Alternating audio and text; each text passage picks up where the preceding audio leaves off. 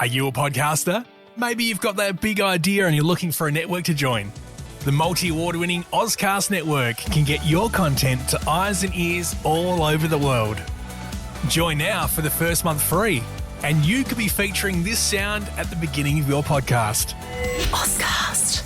Simply head to ozcastnetwork.com for details.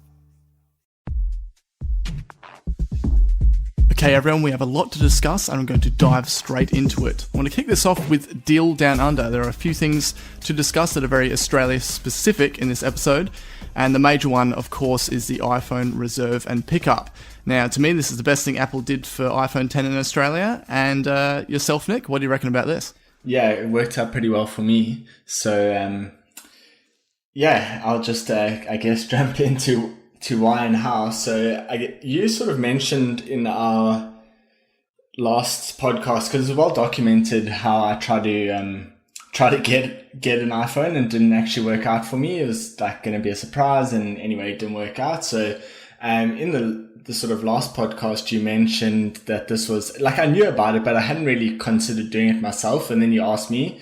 So when Michelle was actually listening back to the podcast, she was like, "Oh, so are you going to do that based on, Simon's recommendation?"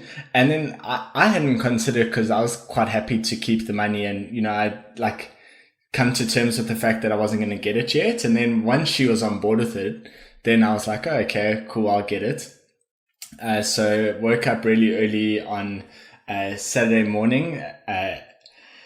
In preparation for ordering it at 6 a.m. So as it sort of came to 6 a.m., I quickly 3D touched the app icon and shop iPhone 10 and hop straight in and try to order a silver one, but then my Apple Pay rejected again. So I figured with the iPhone 8 order that it was just the shipping address. So I changed the shipping address for the Apple Pay, and then the iPhone, the white one, the silver one, was sold out. So I went and got the grey one anyway, which I'm actually really happy I did, because it matches my space black Apple Watch, but we'll get into that later. So I quickly reserved it for 9:30, but I thought it was 10 o'clock. So luckily at sort of 8:20, I got the mail. Like, I went and checked, and it said, "Oh, pick up at 9:30," and I live like, trains only come every half an hour, and they take half an hour to get into the city. So if I missed that one, I wouldn't have been able to pick up my phone, and you have to pick it up in the window. So luckily I managed to get there. Everything was all good. It took I was in the store for 2 minutes and I had my phone. So it all worked out really well. And it eventually just got it one day later than some other people that got in on launch day. So.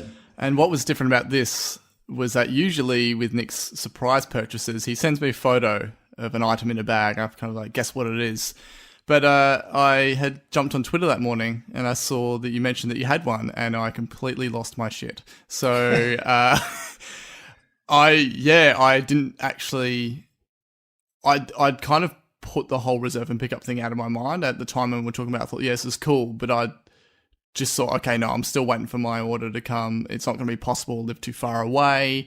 I just put it out of my mind, forgot the fact that it was happening that morning, and then you'd got ahead and did it. And yeah, I was extremely happy and jealous equally. And so for me, I was frantically trying to call any possible place that could have stock of iPhone 10s. I knew that they wouldn't, but I had to try anyway. I was waiting until opening hours for Officeworks. No, we don't hold stock. Hyper Norman, no, definitely don't hold stock. And I'm just like, what am I going to do? And my local Apple reseller wasn't open till the Monday, and yeah, I was going a little bit insane. Which is where the knight in shining armor, Andrew, special guest on this episode, jumps into the picture. So before we kind of explain what happened there, I'd just like to introduce everyone to Andrew Doyle. How's it going, man? Yeah, good. Thanks, Simon. Hey, everyone. So what I want to do is discuss actually what happened. So Nick, you picked it up, and typically you seem to sort of dive straight into your Apple product straight away, but you usually, anytime I get something new, you're asking me, how is it? I'm like, no, I've got to set the right time, set the right mood. And you're a bit more like, rip the wrapper off and that sort of thing. But even you yourself kind of deviated from the path before you even opened your iPhone 10.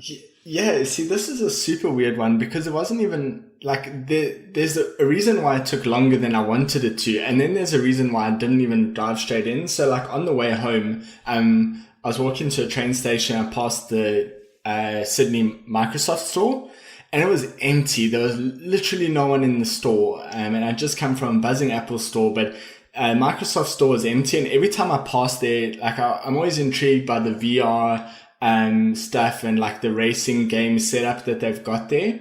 So that's usually packed, so I don't even bother. But this time it was empty because it was like a rainy day, like 9 o'clock in the morning on the Saturday. So I decided to go in anyway. And then they had this whole like little card that had like, if you try out Cortana, you get a little stamp. If you like set your best racing time, you get a stamp.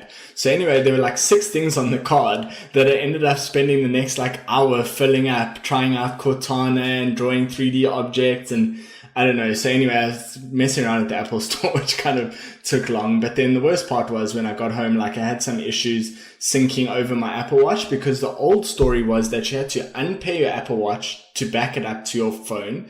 Then you have to back up your phone to get like both your phone and the watch backed up for restoring it on your new phone. And then you had to also do that encrypted so you could get your health data. And it was the biggest mission ever. So that took about like 6 hours, but it turns out that the new tap to pair, like when you just hold your old phone and your new phone close to one another and transfer the settings, that swaps over your Apple Watch. So I didn't even need to do that. So it took ages. Bit of a learning experience then. I thought it was interesting that you pointed out that there was all the people in the Apple store and not many people in the Microsoft store, and I thought, well, it's a sign of the times. So, yeah. And then you actually used Cortana. So, just on a little bit of a side note, Andrew, yourself, with any experience with voice assistants, you're currently an Android phone user. Do you use Google Assistant or anything at all? Or do you use I use it all the time. Absolutely. Cool. And so on the flip side of that, we had to set up a lot of new PCs at work, and immediately the first thing we did setting up Windows 10 was turn off Cortana. So I'm sorry. I think, but honestly, I think on a PC, I think it's not necessary. I mean, on a mobile device, you can be driving, you can have your hands full, and also the keyboard on the screen is a lot smaller, and you're more prone to mistakes. Whereas, so in that kind of scenario, using voice makes sense. It's just easier. Whereas on a computer, I mean, come on, like most people can type fairly fast. It probably takes longer to manually find, or to load Cortana or click something in the menu when you could just, I don't know, go into Google Chrome or Safari or whatever you use and just type what you want. Yeah, it's I think it's a bit more because of that whole open workplace thing. I think too many people would not know what to do, and they don't want to look like a fool if something fails for them involving Cortana, which is just kind of like the general hesitation with voice assistants anyway. But that's Microsoft's little part of it. I've heard good things about Cortana though. I was hearing at one point that it was meant to be, obviously you've got Google Assistant, then you've got Apple's on Siri, and then you've got Cortana. And apparently Cortana at one stage was the best out of the three. That's what everyone was saying. It was pretty good with my accent. I will say that. Didn't have that big stuff up. I didn't hear, but I mean, to be honest, I wouldn't know. I mean, who uses Cortana anyway? And wasn't that when Cortana had a Twitter? No, was that it? Was that right, Nick? No, that was like that was just like their AI thing, but it wasn't actually. Yeah. That's. Oh, I do remember that. Yeah, I do remember that. They had some sort of AI, and it got tricked, or it said something vulgar, or it took like 15 minutes to become a Nazi. Yes, that was it. That's right. Yes. Yeah. Oh, that's terrible. Okay, so speaking of changing the topics here, I'm going to flip it back. Yourself in the wrong crowd. Conversation and so yeah, the reserve and pickup. That's what Nick did. I was pretty much going insane. I ended up constantly back and forth with Nick by that afternoon. He then very selflessly offered to do the pickup for me if I could score it at one of the Sydney stores, and then he'd post it over. I was like, yeah, man, you're a legend. So then I was just, there was a lot of back and forth, wasn't there, Nick, with how am I going to do this? Like the best prep to try and get in at what would be 3 a.m. WA time.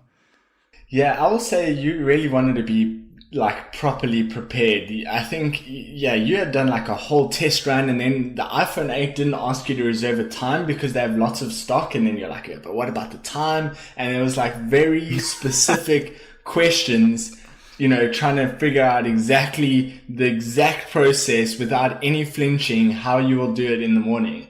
So yeah, you should have had it down pat by the time you actually needed to do it. Yeah, well, interestingly, so a couple of things happened. So prior to that, I was trying to think, okay, who could pick it up in Perth for me? I've got many siblings, but I've got a brother and sister in Perth. My brother is too unreliable, and my sister works strange hours, so I don't think she'd be available. So that's where, yeah, Nick offered. We're getting all set up for a Sydney thing. I was thinking, how's this going to work being interstate? And then it wasn't until later that afternoon, I was like, oh, Andrew's an awesome guy. Oh yeah, I converse with him a lot. You know, we've been talking about iPhone 10 and various other phones recently. And yeah, he's like, yeah, no worries, man. And I was just like, coolest dude. Came to the rescue. Well, look, to be fair, I really did want to go to the Apple store and actually check it out anyway. And I thought, oh, why not, hey? Bit of a two-bird situation. So funnily enough, what happened was I was like, okay, I'm not going to even have to set an alarm for the Sydney thing. But I must have been thinking about it so much, I actually woke myself up at 2:30 that morning. And I was like, well, might as well try the Sydney thing while I'm there. And I was trying to be as quiet as possible, didn't want to wake anyone up. And I was crouched in the corner of my bathroom, all ready to go, doing the little countdown with the seconds hand on the clock app, icon, as Nick had suggested. And yeah, no luck. It just, I think... To me, I got in lightning quick as well. I did exactly as per the test run, no luck, then constant force quitting and reopening and nothing. And I think it purely just came down to the fact that my device was saying it was prior to 6 a.m. and therefore it just wouldn't let me in, regardless of the fact that I was trying for Sydney. So that was just a little per chance situation. Yeah. So either way, in the end, I then... went back to bed, surprisingly, and I set an alarm for 5:45. Sitting there, I was like out in the kitchen. I was all ready to go, and I thought, oh yeah, it's really good that because I've got two young kids, right? I was like, oh, it's really good that they're sleeping in. At 5:59, they both come screaming out their room, and I'm at like max tension, and they're like, hey, Dougie, and turn on the thing, and they want to see this, and they want me to, and I'm just like trying to set up the Apple TV with ABC iView, like with seconds counting down on my phone. I'm just like, oh my God, trying to put toast on, and it was insane. So anyway, I did all that, was prepared, went straight in there, and nothing, no luck again on the phone.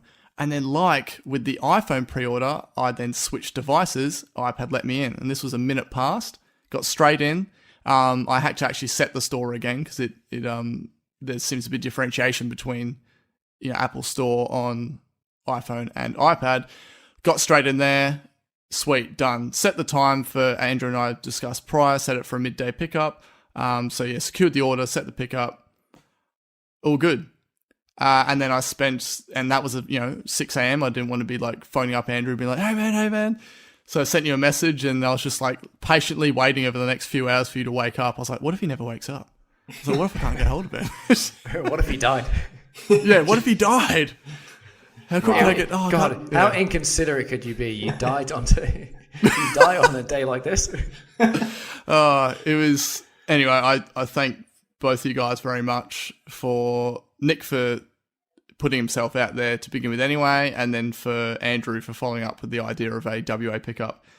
And yeah, it all worked out great. And to make it even more exciting, Andrew did a sort of bit of a pickup vlog on the way, sending me little clips. And I put that together. I knew you were getting nervous. I could see, like, what was it, like 15, 20 minutes before, like the the opening for the pickup, I could just feel the tension in your message. It's like, have you left yet? Are you going there? And then and then you would like, it was like 10 past 12 or something, and you're still in your car. I'm like, he's still in his car. I was like, that's why I started sending the video, because I knew you'd be panicking. Because like, to be honest, I couldn't believe that you waited that long to message me. You must have had something on your screen for like probably about 2 hours prior, and your fingers probably just hovering over the send button. Yeah. I didn't want to be that guy. It's like, I don't want to be pushy, but oh my God, this is a life or death kind of situation. Literally. I didn't want to be that. I didn't want to feel like I was pushing the friendship, being like, come on, Andrew, hurry up. So that's why I thought if I send you a picture of like me turning onto the freeway where it says Perth, I thought, okay, that should keep him happy for the next 5 minutes. And then I tried to send you another video of like, you can see Perth now, like I'm driving in it. And then another video where it's like, okay, I'm on the bridge going over into Perth. And then, I've parked the car, I'm going into the elevator, and there's the Apple store, and then there's it. Yeah, don't worry, like I've got it. The guy's scanning it. It's all good. Relax.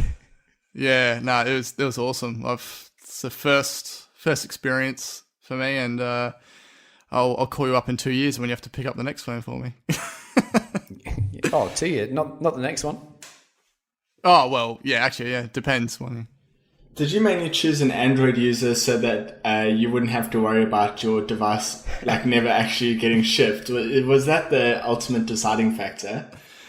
Well, no, there's two things. Andrew's a very reliable guy. He does a lot of his services, which we'll just cap off towards the end, helping out with my workplace. So we've got like a long-lasting sort of relationship there. So I knew he was a dependable guy, and I knew he had interest in iPhone 10. But you weren't like a rabid Apple fan that you would steal it from me. So. Look, even if I was, I don't think I'd steal it. We wouldn't steal it from you, but yeah. But I tell you what, though, it's a tasty looking phone, because I felt it just as whilst I was waiting, like the whole 2 minutes that that I had to wait for them to go and get it out of the bag. I picked it up and felt it and played with it a little bit. I tell you what, it feels the goods. It feels way better than any of the previous phones Apple have ever made. Easily the best feel of a phone in the market. But the thing is, because it's all screen, everyone's going to get a protector for it, which is just going to ruin that premium feel. It's just such a shame.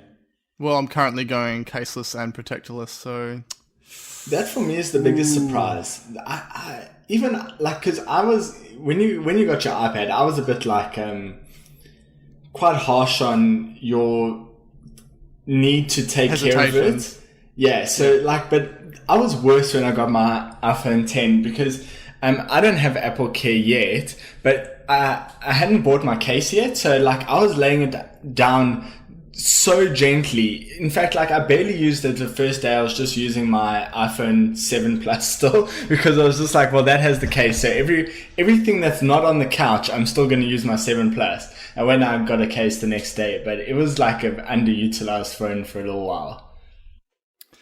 Yeah, that was certainly interesting too, because yes, particularly with the iPad thing, you're like, nah, man, just put it on the table. I was like, I swear, if I get even a little mark on this thing, I'm gonna scream. And I was just like, anyway, I broke that habit enough. I do put it down, still very carefully. I'm always very careful with my products. I shriek like a 13-year-old in a high pitch if I ever drop any of my devices. So, yeah. But I think just in terms of getting little scratches and scuffs on tables and things, I think if you just get a skin from D-brand or something, that usually takes care of that. I've got two on the way. Nice. So. Did you end up getting the grip, or did you just get the overlays? I love the invention of the grip, but there's no way I'm putting that on my phone. Yeah, it would ruin the design, wouldn't it? But my coworker, he actually just ordered a iPhone 8.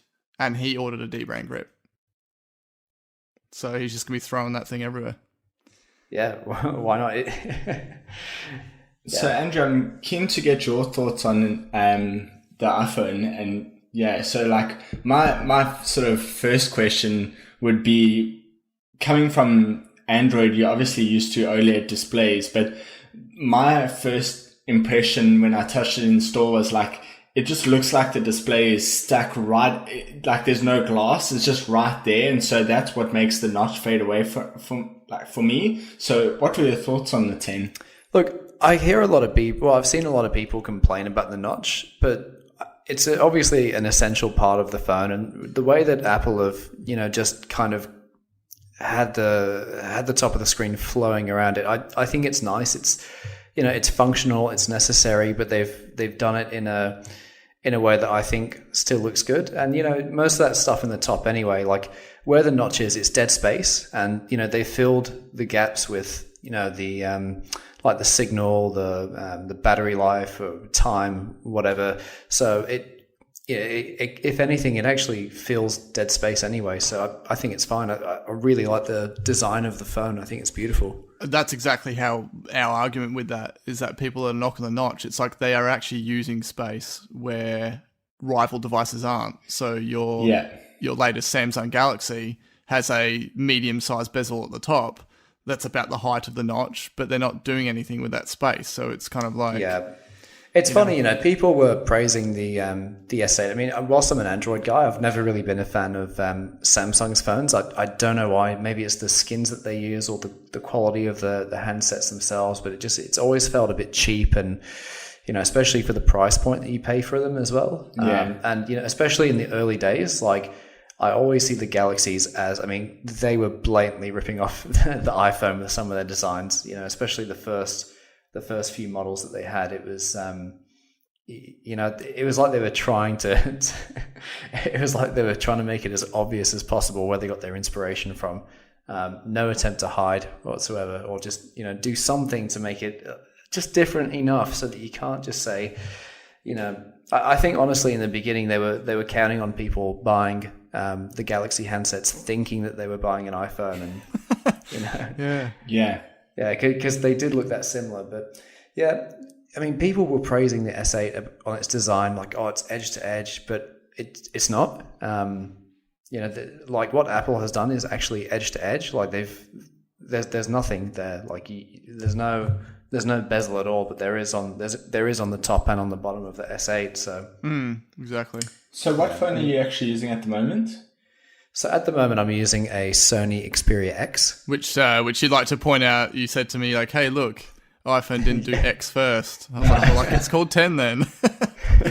I'll find the Sony Xperia 10. Yes, yeah. But I guess the reason why I like the Sony phones, though, is I usually like stock Android a bit better. But when, before the Pixel came out, there was always the Nexus phones.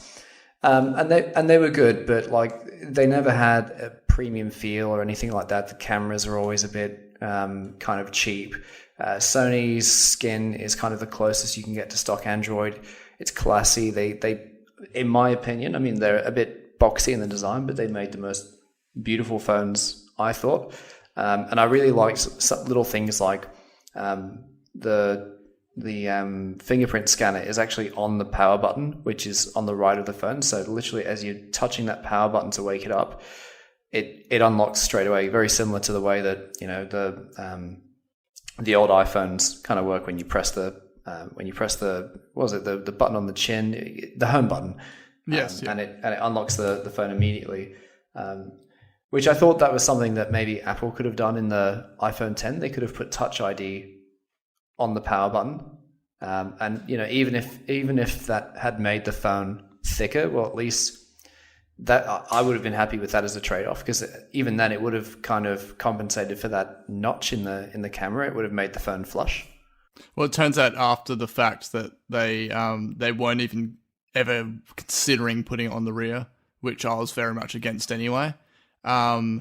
And I was when we were first finding out that, yes, okay, Face ID was actually going to completely replace Touch ID, I was like, oh, whoa, how's this going to go? Surely they'll incorporate it into the side button or something.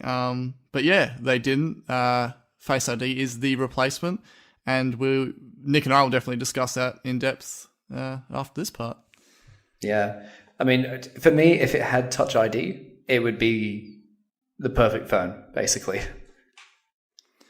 Like that, Yeah. just that one omission for me is because I tell you what, $1,500, at least $1,500 for me. I'm even as an Android guy, I'm very tempted to get the iPhone 10. But yeah, I mean, I would have probably paid $1,200. Even that's like more expensive than most iPhones before, or I think. But yeah, $1,500. I mean, whew. Yeah, and this is like what's kind of like what Nick and I have been saying. Same thing happened with the MacBook Pros, which Nick, by the way, Andrew does have the latest MacBook Pro as well. Is the fact that these sort of high prices are like the new standard. That's sort of like the new standard pricing of the top tier laptops. This is the new standard pricing of the top tier smartphones. Yeah. I mean, I can justify it on the MacBook Pro because it is something that I use so much. Like I'm literally abusing this thing every single day for work purposes. And, I intend to have this thing for 5 to 7 years. So, dropping around, what was it? Just over $4,000. I still feel sick when I say it, but, from a financial, to be able to justify the spend, at least there was a way to justify it. Whereas, the lifespan of a phone is far less. Whether that's through just simply wanting to upgrade or the fact that, it being so portable, it can break or have problems a lot easier. The thing is, it's not even about whether you can afford it or not. I mean, it's in the same kind of sense that, I could afford to buy a $2,000 bottle of whiskey, but I would never pay $2,000 for a bottle of whiskey when there's perfectly good ones through my view, for like $200. And it's the same with the iPhone 10. Like I really want it. I even called up the Apple store today and just said, have you guys got any like just in stock? And they still haven't. You still need to get in at 6:01 a.m.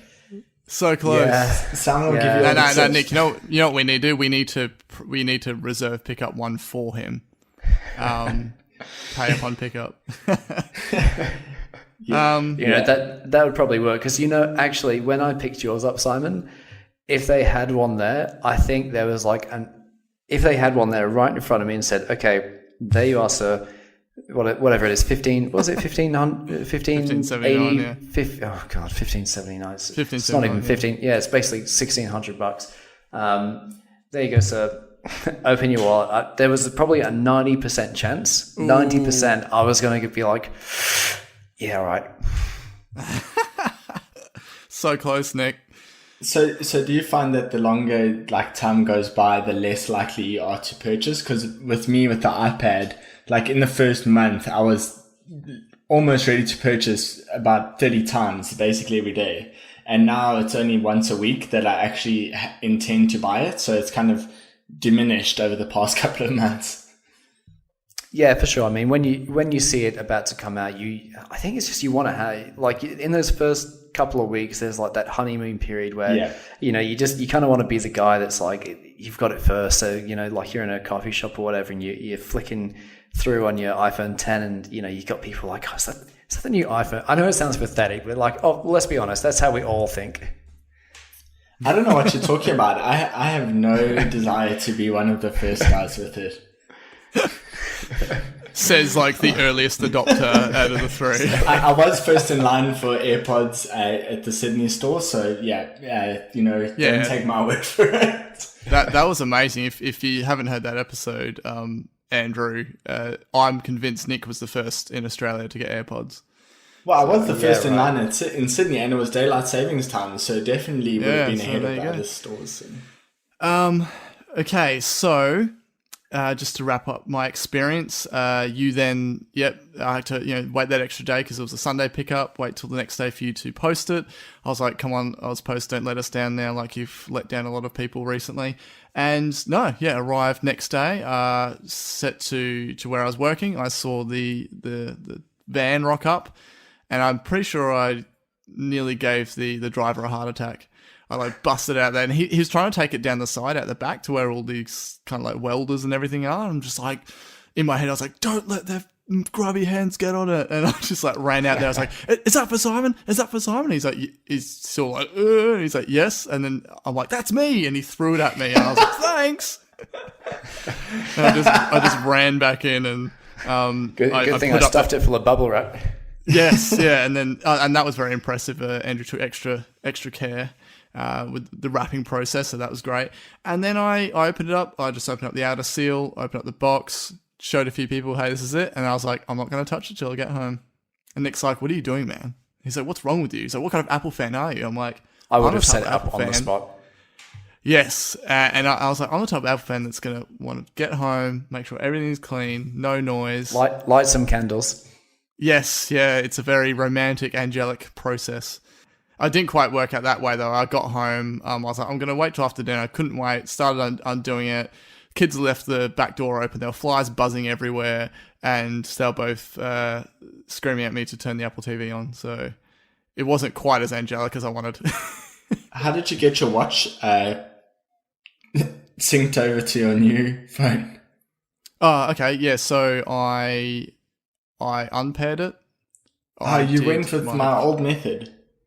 Yes, I did the unpair. I then did transfer. It's because I was using iMazing, so I wasn't sure if it was going to mess up anything. So I did the transfer to another device with iMazing. That was real quick. Then I repaired the watch and everything was fine. Oh, sweet. The transfer process, aside from the re-downloading of apps, the transfer process took about 5 minutes. So that was cool. Cool. All right, awesome. Andrew, it's great to hear all your input on this. We'd definitely love to get you back in the future, particularly being this guy that's sort of like in the Android space, but you're also in the Apple space too. And maybe we'll, coincidentally lock you in an Apple store in the near future and you'll be forced to buy it. Yeah, it sounds like there's some room for coercion there into getting you into the ecosystem. So I reckon we just need to get you, like, you're already kind of there with the MacBook Pro. We just need to get something to lock you in, like say an Apple Watch that goes with the phone, and then, you'll never make it out again. So the thing is, I'm not really loyal to one or the other. I've just found, in the past that Android has sort of just been better for me, but I don't know, I'm sort of, I guess, one thing that I guess does attract me to the iPhone is it seems like everything that it does, like all the kind of basic stuff, even though it may not do as much as Android does, I think the things that it does better and more seamlessly and without any like glitches or hiccups or crashes. And, to be fair, Android has been getting a lot better with that, but it is by nature, being an open source platform, it is more prone to, things clashing and crashing and all the rest of it. Yeah. I can't deal with that. It's exactly what I always say about iPhone is that just like it works for me because I have like so many of the things that ecosystem for me just can't be replaced on anything. Like I just rely on that ability for everything to just work seamlessly together. So if I had to hop out and get an Android phone and, something like the Pixel it's a very attractive option, but it just, then I wouldn't be able to wear an Apple Watch anymore. And, just a whole bunch of things wouldn't sort of feed in. But it's not to say that Pixel plus some other thing like a Chromebook isn't an amazing setup for someone else. Well, I mean, I don't know about the Chromebooks. Yeah, but I mean, like that's Google's play, isn't it? They're trying to emulate the Apple thing. They're trying to really pushing their own ecosystem, having the Pixel Buds only work with Pixel phones. Yeah, exactly. They're sort of trying to create their own lock-in. So well, their lock-in is with Google Assistant because that's the one thing that runs through Pixel Buds and Google Home and the Pixel. So it's kind of like that's what they're relying on to keep you in, which is, fair enough. I think the thing that would be the hardest to move away if I was going to switch up though is, the Google Assistant, like if you haven't lived with it is incredible. The way that you can just ask it to call places and use Google Maps as its database that just, to navigate to places, the way that you just ask it to set reminders or alarms or everything. It's just so seamless. I think the notification lights as well, that's something I'd miss. And the way that it handles notifications as well, the way that it bundles up, like if you've got a whole stack of emails in Gmail, it's not going to give you like tons of different individual notifications. It's going to group them into one. Same with like your messaging, same with any app. It's just going to group them together, and it's a bit cleaner, and you can expand and sort of hide as depending on what you want to look at. And that's fair enough. I think everything's really just got its pros and cons. So you found kind of like the features, like you said, with notifications that are more that you find the value in. And so, yeah, I guess it all comes down to it's what you're used to, what you're most comfortable with, and what provides the most seamless experience. So that's why, for Nick and I, because we're so invested in the Apple ecosystem, everything is designed to work with each other, and it's great for us. We're not sort of one foot in one camp and one in the other. Yeah, for sure. Like one thing I do get a little bit jealous of is when I see people with their iPhones and their MacBooks, and they've got the SMSs coming through on the MacBook, and they can just, without taking their phone out the pocket, they can just answer it there. Or if they're writing an email, they can start it on the Mac and then shut it down, and then start typing the exact same email exactly where they left off on the phone as well. Yeah. I just think that's really awesome. So yeah, it's because at the moment, like I'm trying to pick and choose, the best from each camp. And whilst there's advantages to that, you definitely do lose, the whole, like when you are completely in one ecosystem, you definitely do have a whole bunch of other advantages with the synergy that they have with each other. Yeah, definitely. All right. Cool, man. It's been good having you in on this episode to talk about the reserve and pickup process, and for saving my sanity, as I've been telling everyone. So just no stress. Yes, no stress, exactly. Okay, and so just to wrap this up, inviting a bit of a shameless plug here. So as I mentioned before, Andrew and I have a long business working relationship. You yourself are your own one-man band under the name Doyle Digital. So could you just give us a quick nutshell spiel about what this is all about? Oh, you're going to make me nervous here, Simon. Yeah, sure. So basically, I'm one guy that sits in front of a computer and does AdWords and SEO work for people that are sick of paying agencies really, really big fees and kind of not being given the attention that they really deserve. It's been a surprisingly fertile market. There's a lot of businesses in that kind of situation, and with these agencies, a lot of the time you are just paying for the big overheads, the office, the salesmen, the business development managers, and all the rest of it. Whereas you don't need to go to an agency always to access talent. You can with the beauty of the way everything is so open now, and that you can just go on the internet and put an ad up for yourself or create a website so easily. You can provide people direct access to talent, and it saves people a bunch of money. You get more money as the service provider, and everyone's happier. Yeah, so there you go. If anyone's running their business or a part of a business that wants to get stronger presence on Google, increase in inquiries, definitely look up Doyle Digital. So thank you again, Andrew, and hope to catch you sometime in the future. Yeah, sounds good. It was fun. Thanks, guys. Thank you. Okay, Nick, we're here to talk about the iPhone 10. Straight off the bat, I want to get your overall thoughts in one sentence. Almost replacing iPad. Oh, almost. That's cool to know, man. Well, for me, it's just... it's just absolutely stunning. I can't wait. Can't believe I actually finally got hold of it, and absolutely loving using it. Yeah. So we're gonna. It's a bit hard to try and just summarize up like that because we have so much to talk about. So we've broken it down into a few sections. So I just want to start off with the design. Now you got the space grey, I got the silver. How's the space grey looking for you? I know it's closer to black, but just want to get your thoughts on the actual look of it. I absolutely love it. So, I mean, damn, anyone who listens to this podcast can hold me up as being a massive hypocrite because I have been bashing space grey a little bit when I thought Apple had killed it, because I had the jet black iPhone 7 Plus and that thing was gorgeous. But I have the space gray MacBook and iPad, and so, but mainly my favorite thing about it is the aluminium ring is closer to space black. It's almost indistinguishable from space black. So it matches my space black Apple Watch perfectly. It's just like such a nice combination. And then the gray is pretty subtle, and I have a midnight blue cover on it anyway. But the gray is like, I don't know, it's like this grayish black subtle. Oh, it's just so good. Exactly. To me, they may as well have just called it space black. Yeah. At least from the pictures I've seen. So, yeah, I'm loving the fact that we got one of each.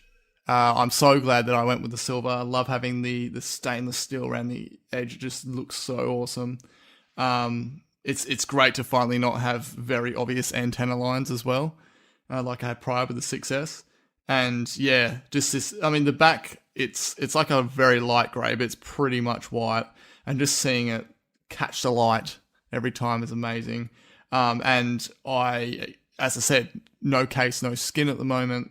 And so the fingerprints are very subtle just because of how light the back is. So it's nice. It's good because I'm worrying less about having to, microfiber polish it all the time. And it's good to have that rather than having to worry about showing up on a dark surface. Yeah. So, man, the feel in the hand, it is very noticeably heavier. At least, I mean, you had the 7 Plus, though. So how's that in comparison? It's probably like a little bit lighter than the 7 Plus. I mean, obviously, we can check the actual stats, but overall, to hold, like, rather than getting stuck on whether it's like light or heavy, it's quite, like Andrew mentioned earlier, it's quite premium feeling. So in the same way that, like, if you go from a stainless steel or from like a aluminium Apple Watch to a stainless steel one, it just feels more valuable. It's just got that like premium feel. Oh, it was so hard for me to actually pick up the 6S afterwards because it made it feel cheap. Even though it's not, it's still like great design, great materials, but just that weight difference. I mean, I know you said for you it's a bit of a different factor because you're going from a larger, heavier phone, but the 6S to this is a very obvious weight difference. Yeah. And so then I guess finally with this, we're both loving the design, so much of it. I did show a guy at work and he was like, whoa, when he saw the camera bump. I like the arrangement of it, of the actual lenses. It does, it does protrude probably a bit more than some other phones, but I don't know. I think the way they pulled it off is pretty nice. What do you reckon? Well, what I like about the camera housing now is that the microphone and flash are included within it. So it's like one unit. So when you have a case on it, like an Apple case, it's just seamlessly fills in the case. Whereas before it had like the camera bump and then there was still like a perceptible depth, sort of like slope down, that the case didn't cover. So now it's just one uniform thing at the back, which is nice. But, ultimately the like in the same way, the notch is a compromise bit for great technologies. So is the camera bump. So I really, I don't care about the camera bump really. I actually used to like it on the original 6, so it's kind of, and then on my 7 Plus it's great too. So I'm happy to have a great camera in exchange for a bump. Yeah, I like the look of it. I'm not worried about that. It has made the phone rock a bit more obvious, but it hasn't been too much of an issue just because I am holding it so much anyway, and not really using it down on a surface. Exactly. But that brings us to the next part, the display. Now, this has been labelled by DisplayMate as the best phone display out there yet. I was just immediately taken by it. As you said, it's like there's no glass there. It's like it's just right there on the surface. And True Tone in a phone, man. Plus OLED. I mean, it's awesome, right? Oh, absolutely.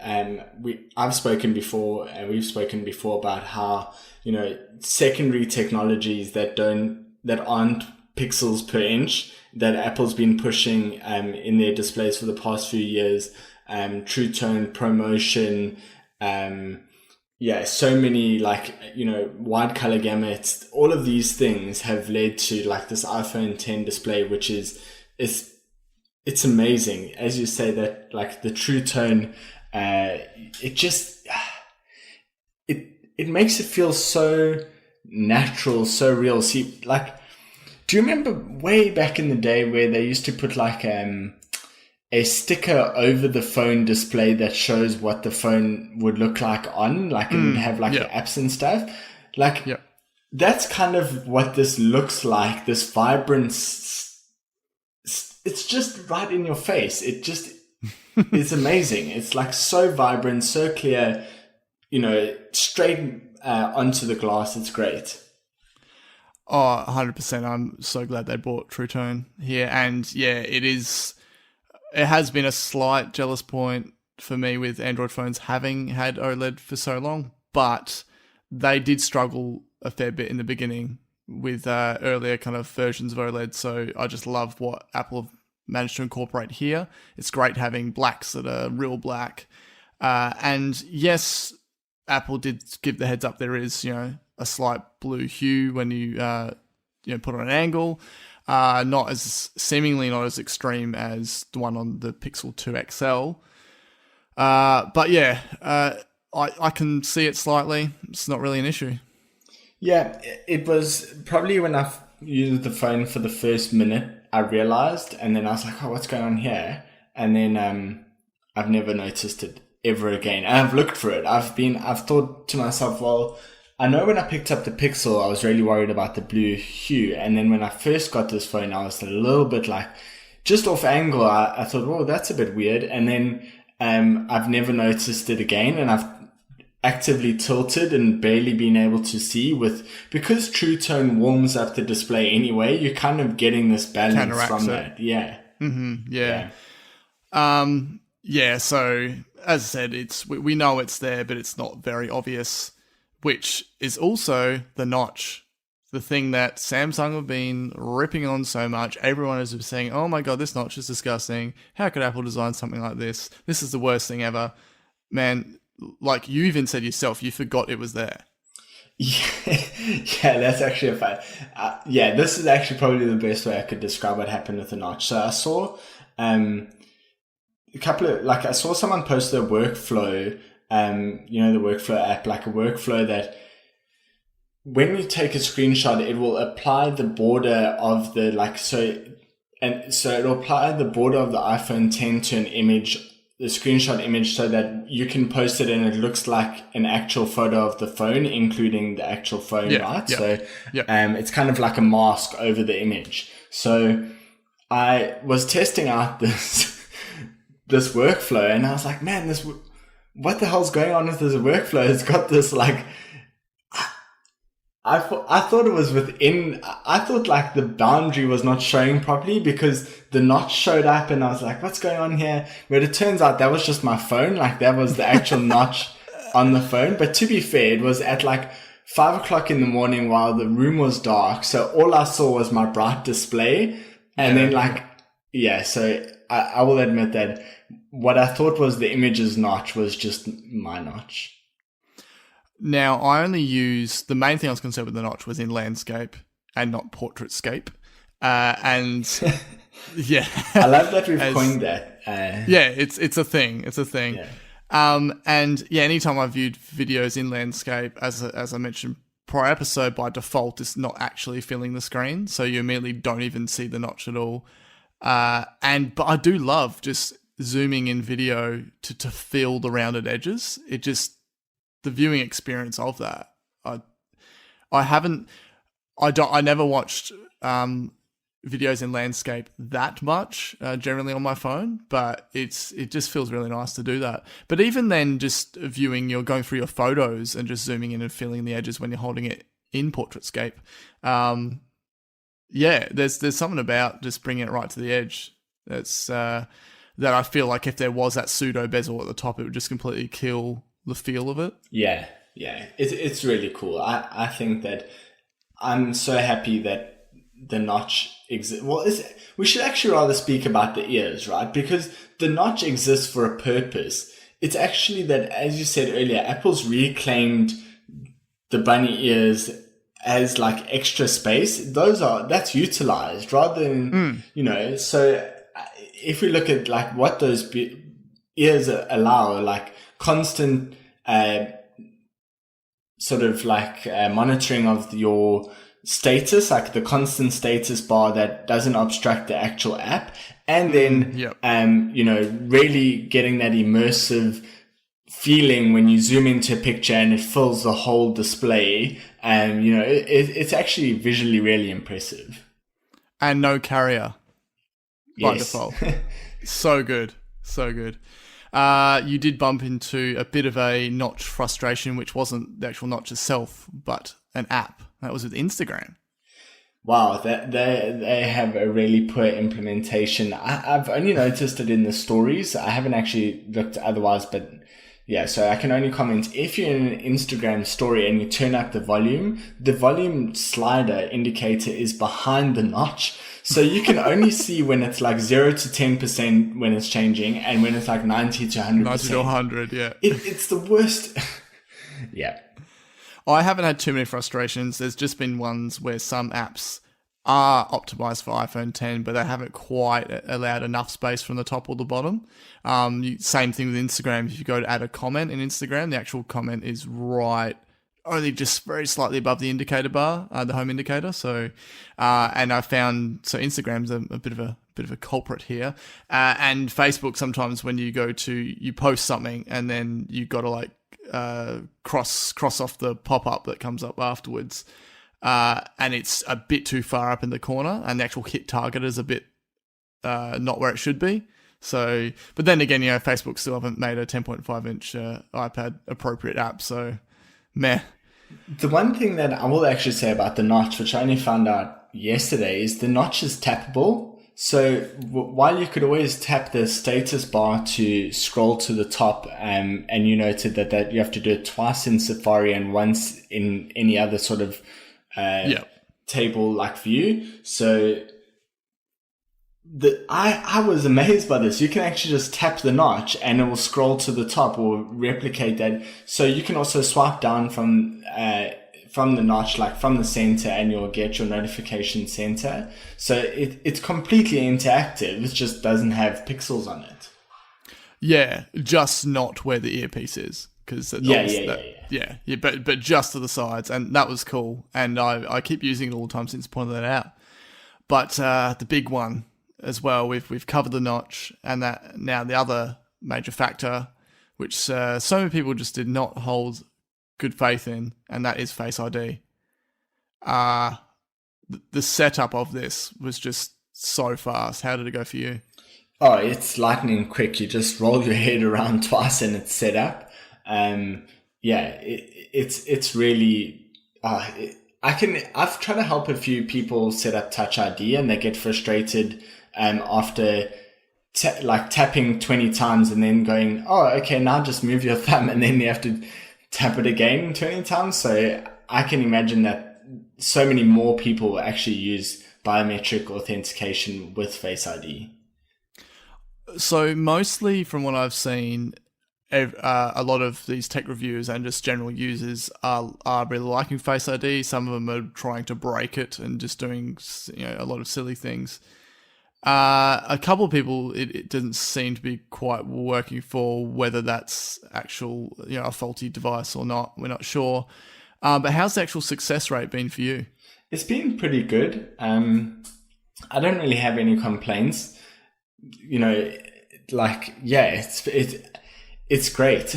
There's so many more wow moments that it's okay when in like 1 in 100 where it fails. Because, likely that it's not actually that it can't pick up it's more likely that like I've got a bottle in front of my face, or I've got it slightly under the table while I'm unlocking it, or I've got my head on the pillow. Like it's more just like it couldn't work in that scenario, the same way that Touch ID didn't work when your finger was wet, or, if you use like a different part. So it's been pretty successful, but my favorite is just that it's actually more seamless in the areas that you really want authentication, like for passwords, like in your banking app, or in when it autofills Safari autofill now. Autofill it's crazy because it happens without you even thinking about it. Yeah, it's great. So before with autofill, it didn't need Touch ID, right? It just autofilled. Now they added that extra layer, and it's like, well, that's cool. So if someone gets your phone, they can't just go and like, oh, just log into Facebook and post something on Safari or whatever. So yeah, that's pretty cool. Have you found, so you mentioned the thing about the pillow, which is one of the quirks for me, and it's certainly forgivable because, half my face is being covered. So have you found any other little situations, or have you tried things involving, you mentioned about sunglasses and that? Yeah, so I've tried with my sunglasses. I am more the quality over quantity kind of person when it comes to sunnies. I don't like, not that that's right or wrong, but anyway, it works perfectly with mine. So that's the only pair I wear, and it works really well. So I've no complaints. The one thing is I actually prefer using Touch ID in the darkness. Like, yes, I know it's supposed to work better in the darkness, but this is obviously not something that people expect. So yeah, just if you think like, oh, it doesn't work that well in darkness, it actually works way better in the dark. I way prefer it. Oh, it works amazing in the dark. Just showing someone that the room is completely black and it just unlocks like that. Yeah. And so the only thing for me is if I'm lying down on the pillow and I want to unlock it, I can either put the passcode in or just turn to the left a bit, captures my face, and I'm in. So, no big deal. And I think overall I would definitely have far more failure getting in with Touch ID just due to the wet thumb or whatever. Yeah. And so, yeah, I'm loving it. I love showing people that I like doing the things with the attention aware, show people that I'm looking away and then I look at it. I do a thing where I've got my eyes closed and I open one eye and then it opens, so it works with one eye. That was cool. I wear glasses, as people know. It works great with and without glasses for me. So, yeah, I'm loving it. Yeah. And I've also just liking having the fact that the way they've implemented the lock screen camera and the torch in this sort of spring triggered style button. Oh, it's so cool. Just on one of the Touch ID the Face ID things before I forget was I use Hey Siri. Oh, that was dangerous.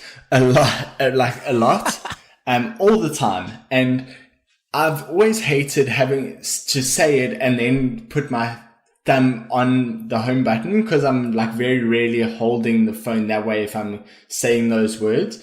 So now with Face ID, it says you need to unlock and then it's unlocked and it's done. Like before Siri's even finished saying you need to unlock your phone first, it's gone and done what I wanted, which is so much more seamless than, okay, now you need to unlock, now put your finger there. All right, then you go through. It's so much better. Oh, it's so convenient with things like the banking apps. I also, like you said, you'd pointed out the fact that you can, now add your Woolworths reward card to wallet, test that out in store. Just the double click of the side button, Face ID works straight away. Yeah, it was cool. I do prefer the watch for that because it's already authenticated. So you just use. Yeah, I think that was more a case if I just wanted to try it. Oh, I've used it interchangeably. Yeah. No, it's a good tech there. Speaking of good tech, Animoji. Now, this has been a big one for me. But before I get into that, what's your overall impressions, and do you think you'd be using it that often? I love Animoji. I love the stickers more. You would have noticed that. Yeah, I use the stickers quite a bit. Mainly because I'm I'm not always in a position where I can actually speak, or where I don't have background noise and stuff like that, or don't want to disturb someone else. So it's kind of more convenient just to pull the face, pop the sticker. It's great. I'm really enjoying seeing all the videos. You sent some good ones, and I've enjoyed sending them to like friends and stuff.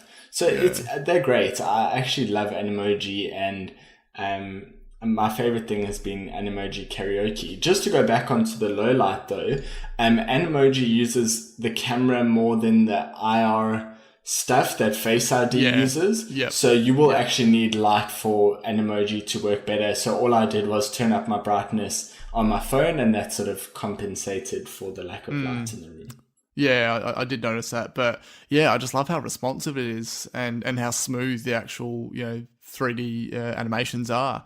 Man, now you said to me, your kids are gonna love this. I was like, oh yeah.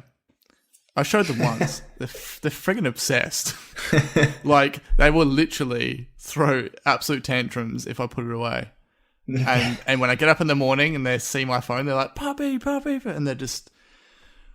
I almost regret showing them. Like it's so awesome seeing them love it, but man, oh man.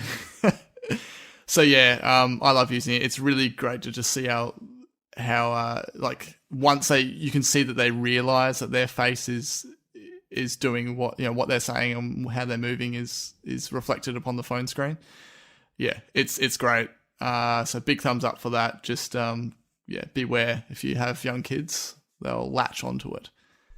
Awesome. But speaking of latching onto things, I don't want to let go of this iPhone 10 because man, it runs so smoothly, and I haven't had really any complaints thus far.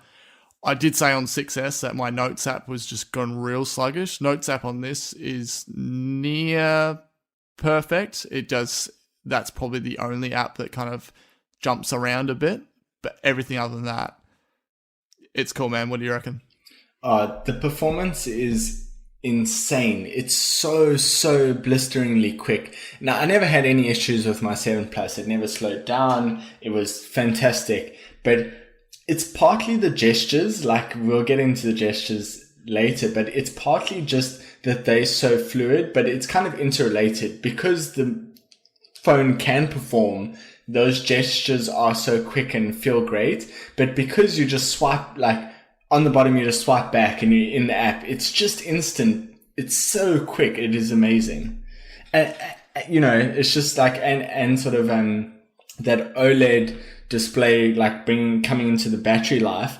I'm charging, once a day with like heavy usage, and I have no battery anxiety, like with your Apple Watch where you just charge it overnight and you have your Apple Watch for the whole day and you just charge it the next night. No battery anxiety. Exactly. That's how I am with 10. It's great. And I love having my fast charge set up. Oh yeah, I've got a fast charger too. Yeah. It's cool. It's the shift to OLED's definitely paid off. And just given all the tech that they put into this and the fact that we've got, that it's not running out, not running low halfway through the day or anything. Yeah, sorry, what were you saying about the fast charging? Oh, just that it's awesome to have that option for iPhone. Like, I will wake up in the morning, I might even have 50% or something, and I just chuck on a fast charge, and it's easily ready to go before I leave for work. Yeah, like way before that. It's great. Which I'm really hanging out for the AirPower Matte too. So. We'll see how that sort of performance goes. Okay, so the replacement of the home button. New gestures. Swiping up to has replaced the home button. It is so natural. Like I don't even know if it took even 3 minutes for me to get used to it. It's crazy. I got used to the swiping in the Optus store on the 3rd when I went and checked out the phone for 2 minutes. It is so much more natural, and I use that to actually multitask on my iPad a lot more now. Like, I used to use the double click mostly still and only really swipe up for home. It's great. And then now, of course, being able to switch between apps by sliding across the bottom on the home indicator. How did I do it before? How did I do multitasking before? This is just... Yeah. I feel like I'm constantly finding new gestures on this phone that just are so much like they do similar things or the same thing, but this new way of doing it is so much better. Like, I used to think you do like a U shape or like an upside down U shape on the lock screen, on the home screen to get to your previous app. So that would like invoke multitasking, then pull it right, then pull it down, all in one fluid motion. But actually to get to the most recent app, you just do a little swipe on the dock, swipe right on the dock and in the latest app, in the previous app, and to get straight into, instead of the swipe up and pause, you just do like an upside down L shape and you're straight into multitasking without any delay. So there are those like cases where where there is no delay. It's great. Or just swipe up and 3D touch, boom, in multitasking. One extra step that they did add was force quitting, which has actually been good because I've managed to break my force quit app habit prior to this, but I think it's good because some people are like, oh, how do I force quit my apps now? I'm like, well, there is that very slight extra step. You just have to kind of like 3D touch on them and then you can swipe them away. Yeah. But I'm definitely much more on board the not force quitting our apps train than I was before. And once I broke that habit, it's just been so carefree. Yeah, so with that, I guess like a lot of people are complaining. Well, not a lot of people are complaining, but the people who are complaining, I just want to know what they would prefer, because if you swipe up from the bottom like you would, like they think they want it, then you're effectively pressing the home button again. So it actually can't work with that old setup because that gesture is now something else. So you can't really, like, you would think you'd go to try and swipe up an app when it's not in like dismiss mode, and then it wouldn't work. So I kind of think that it's good that they separate, like, okay, now you are able to swipe up and that means closing an app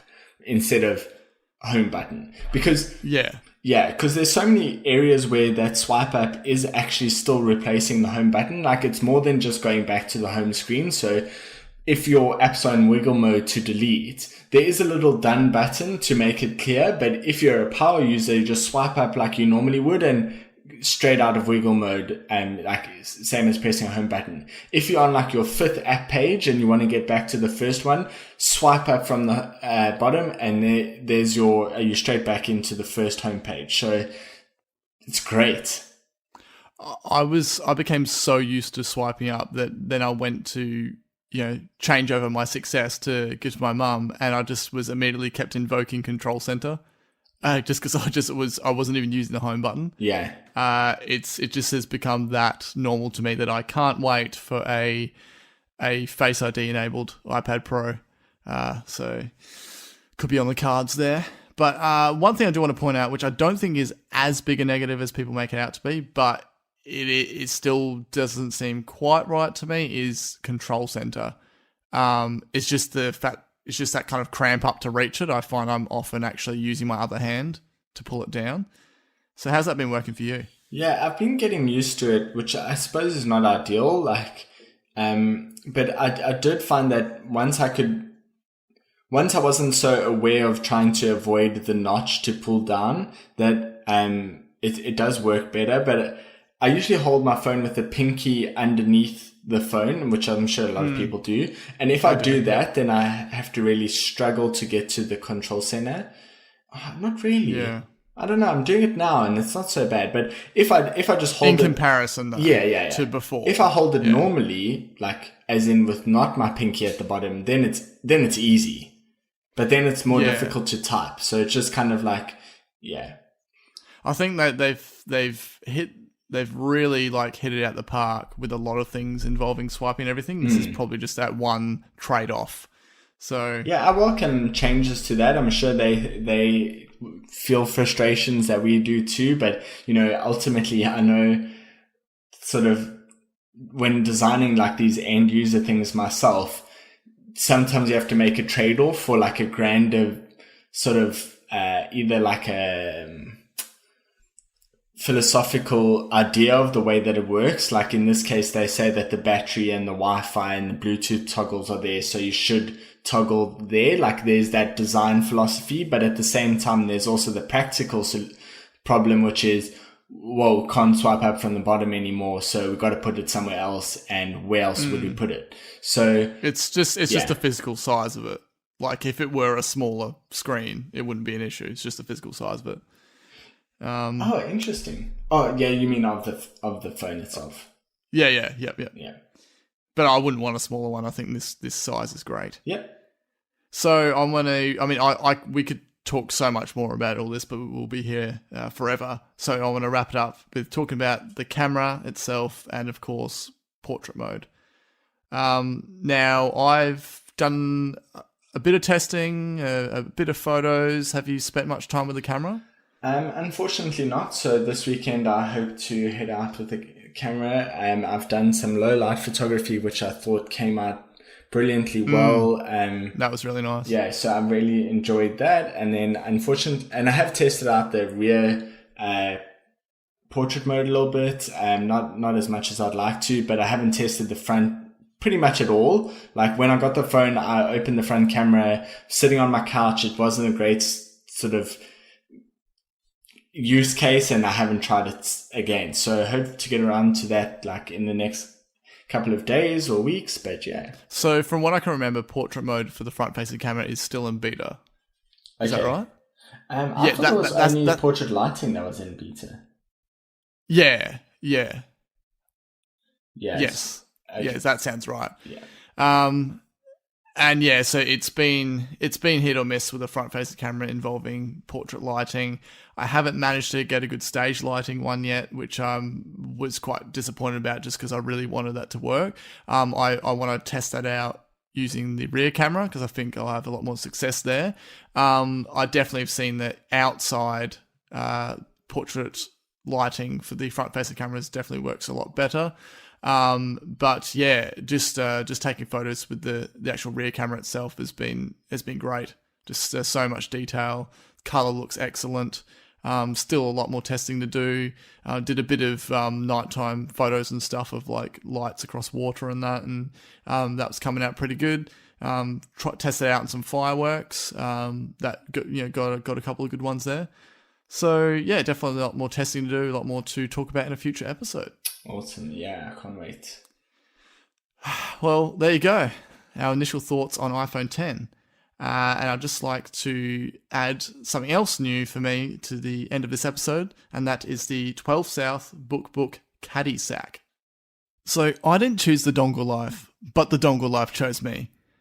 Now, 12 South have released something called the BookBook Caddy Sack. I got this via the Australian Apple accessories distributor Try and Byte. That's BYTE. So this itself is something that I can hold all my dongles and cables and other little accessories that are Mac related in. And so like the other BookBook stuff from 12 South, this is essentially the design emulates a book, has a premium leather design. It's much like an old book, has that nice smell to it. And as I said, the design matches the iPhone, iPad and MacBook cases they offer. It features leather-ended zips, which is also a nice touch to tie in with the whole leather feel. And the thing itself is around 40mm thick. Now, what I love about this is it has a very convincing worn look to it. So the other 12 South item I have is the Park Slope, which is very much aluminium, and it's clean and it's fresh and it matches the MacBook. So they kind of have covered both ends of the spectrum here. So I just like having something that I actually look forward to it wearing, and it just adds to the feel and the design of the actual accessory. So within this, you can hold a whole bunch of stuff. Now it features red elastic openings, which you can hold up to 3 dongles. It has this sort of elastic Velcro strap to put your cables or your wall charger. It has a small elastic part within the spine itself on the inside where you can put a pen or a pencil, and it also has a black elastic pocket. And now for me, my use case is basically my laptop messenger bag was getting too messy. I kept pulling out the wrong thing all the time. Cords were getting tangled. So what I've got in mine is my Minix USB HDMI adapter, my Lightning USB camera connector adapter, my AirPods, which is also a good use there. The Apple Pencil itself fits nicely within the height of the BookBook Caddy Sack, and the actual little Lightning Pencil charger, the very small little adapter, fits nicely in the black elastic pocket too. I have also put in my 2-meter USB-C cable and 2-meter USB-C to Lightning cable.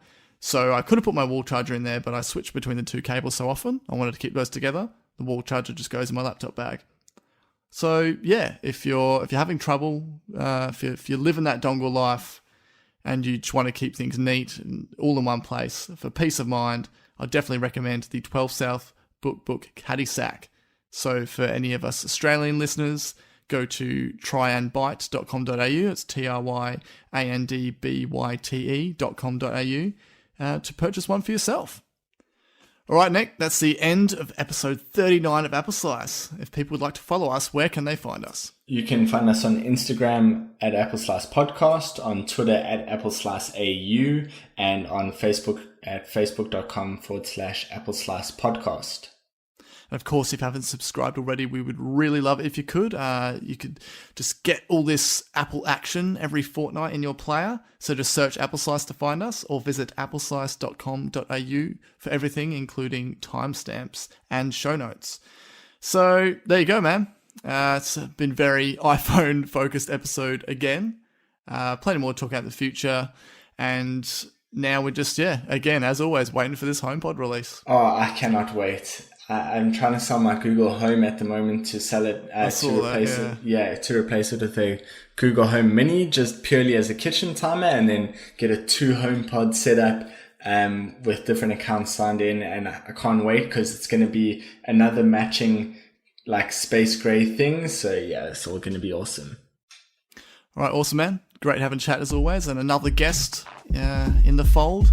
So I'll catch you next time for episode 40. Yeah, see ya.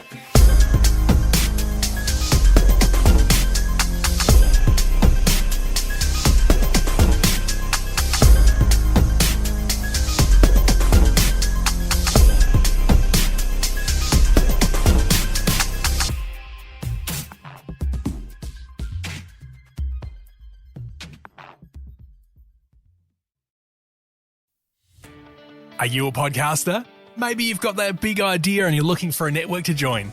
The multi-award-winning Ozcast network can get your content to eyes and ears all over the world. Join now for the first month free, and you could be featuring this sound at the beginning of your podcast. Ozcast. Simply head to ozcastnetwork.com for details.